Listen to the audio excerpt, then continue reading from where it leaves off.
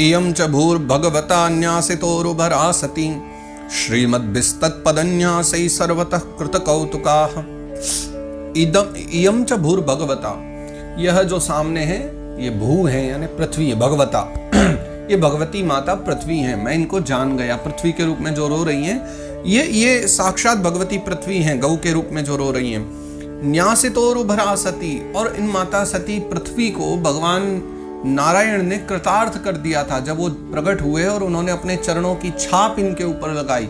तो उस पृथ्वी पर भगवान कृष्ण के विभिन्न स्थानों पर चरण चिन्ह बन जाने से ये जो माता पृथ्वी हैं ये भी प्रसन्न हो गई थी, मानो पूरी की पूरी पृथ्वी जो है वो उत्सवमयी हो गई थी। ऐसी भगवान की इनके ऊपर कृपा हो गई थी। सर्वतः कृत कौतुका, चारों ओर उत्सव हो रहे थे, कौतुक ही कौतुक हो रहे थे।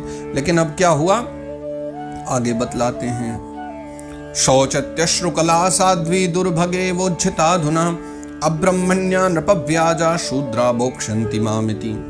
लेकिन अभी उनसे बिछुड़ गई हैं, भगवान चले गए और ये अब एक अभागिनी स्त्री के समान अब नेत्रों में जल भर करके ये चिंता कर रही हैं कि अब राजा के समान वेशधारी हो करके पापात्मा लोग, दुष्टात्मा लोग भी अब राजा बन जाएंगे और राजा बन करके मेरा भोग करेंगे यानी पृथ्वी का भोग करेंगे। ये विचार कर करके ये माता पृथ्वी भी बहुत ज्यादा दुखी हो रही हैं। इति धर्मं महिं चैव शान्त्वयित्वा महारथः निशातमाददे खड्गम कलये धर्म हेतवे। तो इस प्रकार से सारी बातें करके महाराज परीक्षित तो जान गए कि धर्म और पृथ्वी ही सामने खड़े हैं, तो उनको शांतयित्वा महारथी परीक्षित ने उन दोनों को सांत्वना दी और उसके पश्चात हाथ में निशातमाददे खड्गम, उन्होंने अपनी तलवार उठा ली। किस लिए?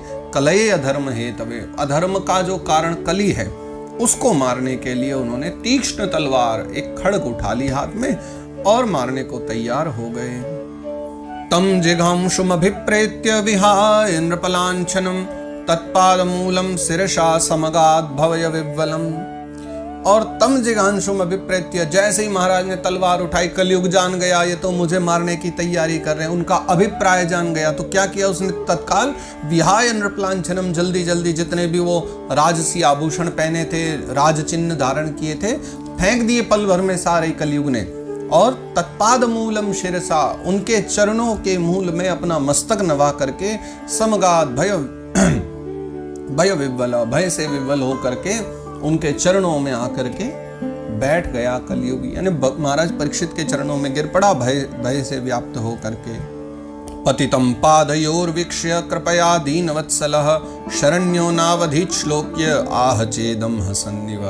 और पतितं पादयोर्वीक्ष्य, पैरों में पड़े हुए जब कलयुग को देखा महाराज परीक्षित ने तो कृपा करी, दीनवत्सला, थोड़ी दीनता दिखलाई।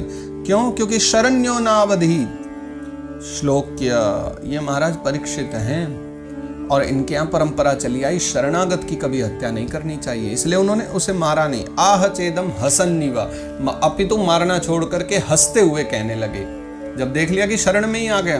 भैया ये बताओ, जिसके कारण सारी सृष्टि अब दुखी होने जा रही हो, उसी व्यक्ति को मारने दौड़ पड़े कि चलो मारेंगे इसको, और वो उसी समय चरणों में आकर पड़ जाए तो बस फिर वो तो समझो मरा हुआ, ये चरणों में आ गया मतलब हमारा हो चुका है, दास बन गया। इसलिए उन्होंने मारा नहीं और हंस करके फिर उससे कह रहे हैं। राजोवाच, महाराज परीक्षित कहते हैं, न ते गुणाकेश यशोधराणाम बद्धांचलैर्वे भयमस्ति किंचित न वर्तितव्यम भवता कथंचन क्षेत्रे मदीये त्वमधर्म बंधु। महाराज परीक्षित कहते हैं, न ते गुणाकेश यशोधराणाम। देखो, सबसे पहली बात तो यह है कि तुम्हें अर्जुन के वंश में उत्पन्न किसी भी राजा से घबराना नहीं चाहिए। क्यों नहीं घबराना चाहिए? क्योंकि तुम हमारी शरण में आ गए हो, और हमारी शरण में आ गए तो हमारे वंश का तो कोई भी अब तुम्हें कुछ भी नहीं कहेगा। बद्धांजलैर्वे भयमस्ति किंचित, क्योंकि अब तुम हाथ जोड़े खड़े हो मेरे सामने, तो भाई कलयुग अगर तू हाथ जोड़ करके आई गया तो निश्चिंत हो जा, तुझे मारने वाला यहाँ कोई नहीं, किसी में सामर्थ्य नहीं।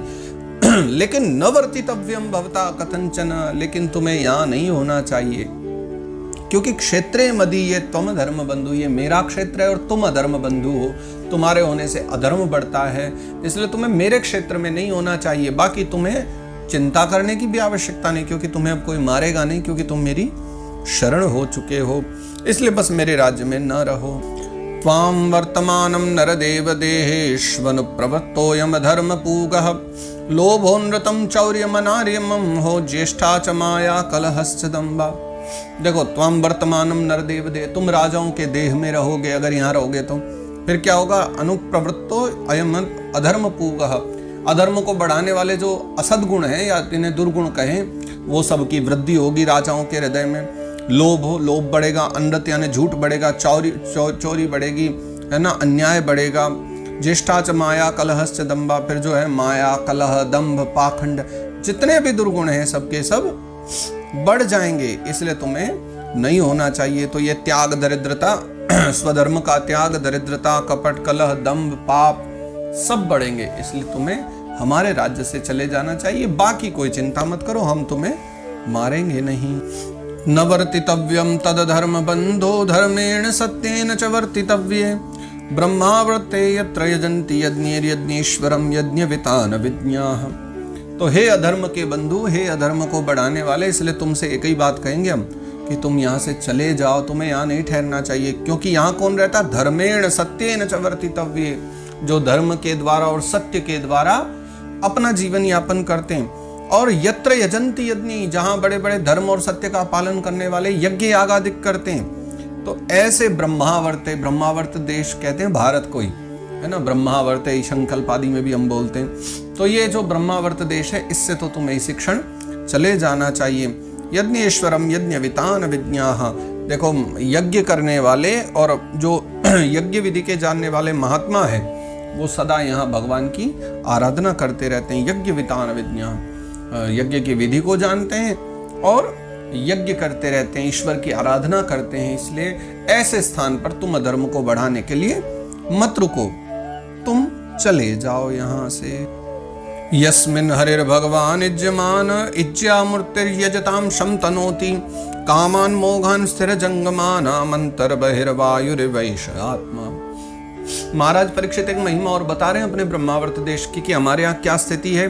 देखो, सबसे पहले तो इस देश में भगवान जो श्री हरि हैं वो यज्ञों के रूप में निवास करते हैं। यहाँ भगवान रहते हैं, हरिर भगवान निज्यमान यस्मिन् देशे, जहाँ भगवान श्री हरि यज्ञ रूप में रहते हैं।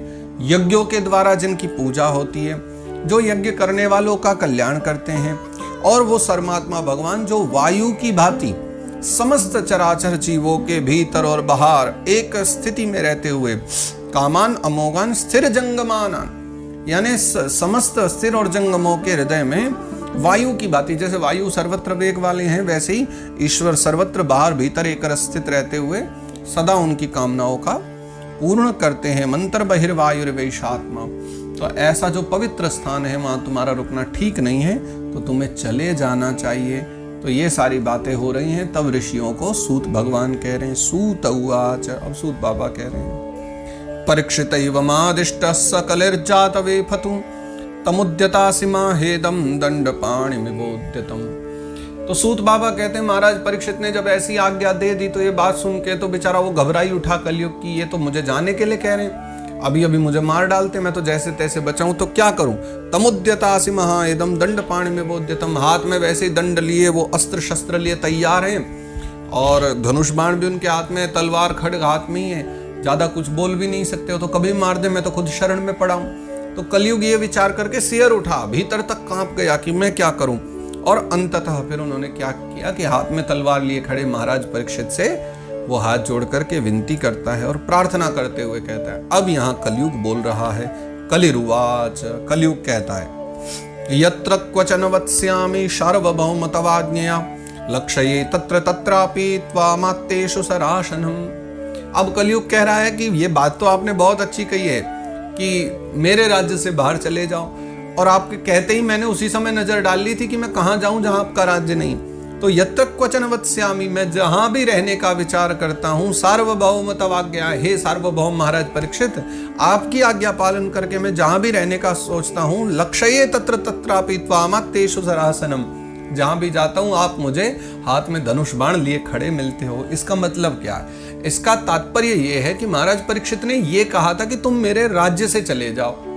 और थोड़ी 2 भाग पहले ही हमने शायद ये बात चर्चा भी करी थी, पिछले 16वें अध्याय में ही किसी एक भाग में हमने चर्चा भी करी थी कि महाराज परीक्षित ने उत्तर कुरु वर्ष, इलाव्रत वर्ष, रम्यक वर्ष, भद्राश्व वर्ष, केतुमाल वर्ष, सारे वर्षों पर यानी सारे देशों पर अपना एक छत्र राज्य बना लिया था। तो अब आप ही बताइए कि जब सारे के सारे राज्यों पर महाराज परीक्षित का ही राज्य है तो बेचारा कलयुग जाए कहाँ। इसलिए वो कह रहा है कि मैं जहां जाता हूं मुझे आप खड़े दिखलाई पड़ते हो। मान लो मैं भारत से चला जाऊं और उत्तर कुरु देश में चला जाऊं, वहां जाकर के गड़बड़ करूंगा, वहां भी आप ही खड़े मिलोगे कि तुम यहां कैसे आए, कहा था ना कि मेरे राज्य में मत आना। तो आपका राज्य तो चारों तरफ है, तो अंततः मैं कहां जाऊं, मुझे ये चिंता है। तो वो और भी फिर एक बात और कहता है, 2 श्लोकों में वो प्रार्थना कर रहा है। तो फिर अगली बात वो कह रहा है, देखो पहले तो उनने इस श्लोक में तो खुद ही कह दे रहा है कि मैं जाऊं कहां, सर्वत्र तो मुझे आप दिखलाई पड़ रहे हो। लेकिन अगले ही श्लोक में उसने सोचा कि भैया ज्यादा बात न बनाओ, जल्दी जल्दी बोल दो, महाराज इनके सामने कौन ज्यादा बोले। इसलिए पहले श्लोक में तो ये बात आई, दूसरे श्लोक में संक्षिप्त में कह दिया, आप जहां कह दोगे मैं तो वहीं चला जाऊंगा, इसलिए बताओ आप कहां जाऊं। तन्मे धर्मव्रताम श्रेष्ठ स्थानम निर्दिष्टुमर्हसि यत्रैव नियतो वत्स्य आतिष्ठंस्ते अनुशासनम।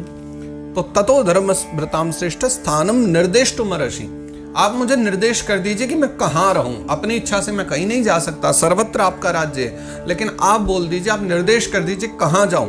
यत्रैव नियतो वत्स्य आतिष्ठंस्ते अनुशासनम, जहां मैं आपकी बातों का अनुशासन का पालन भी कर सकूं और रह भी सकूं। अगर आप कहोगे मेरे राज्य से ही चले जाओ तो कहाँ जाऊं, सर्वत्र आप ही का राज्य। अब ये तो कलयुग शुरू हो गया ना, भगवान के जाने के बाद रहना तो पड़ेगा मुझे भी यहीं, तो कहाँ जाऊं बस इतना बतला दीजिए, आप कह दोगे वहीं चला जाऊंगा, बस आप कृपा करके मुझे स्थान बतला दीजिए। तब सूत बाबा कह रहे हैं ऋषियों से कि महाराज परीक्षित से जब उसने प्रार्थना करी तो कलयुग की प्रार्थना स्वीकार करके फिर महाराज परीक्षित उसे रहने के लिए स्थान दे रहे हैं। उन्होंने विचार किया कि इसको क्या स्थान देना चाहिए, और तब उनके दिमाग में एक बात आई, एक मन में बात आई कि जो अधर्म के 4 स्थान हैं जिनकी हमने पीछे चर्चा करी, क्यों ना इसको 4 स्थान वही दे दिए जाए। अच्छा, महाराज परीक्षित बुद्धिमान बहुत है, वो आगे का विचार करके दे रहे हैं। उन्होंने ऐसे ही आंख बंद करके नहीं बोल दिया चलो वहां रह लो। उन्होंने बड़ा विचारा कि देखो धर्म के 3 पैर काट दिए गए और चौथा पैर कटने को है, क्योंकि अधर्म के जो 4 पैर हैं वो बलवान हो रहे हैं। तो क्या हो कि अधर्म के 4 पैर कमजोर हो जाएं, धर्म के 4 पैर बढ़ जाएं। उसके लिए आवश्यकता है कि अधर्म के 4 पैरों को कमजोर बनाया जाए। वो कैसे होगा कि कलयुग का प्रभाव जो धर्म की ओर पड़ा है उनको हटा करके अधर्म की ओर ही भेज दो बस। तो जो अधर्म का पालन करेंगे वो वहां डूब जाएंगे, लेकिन धार्मिक व्यक्ति बचे रह जाएंगे। ये विचार करके फिर अगले श्लोक में वो उसको स्थान दे देते हैं।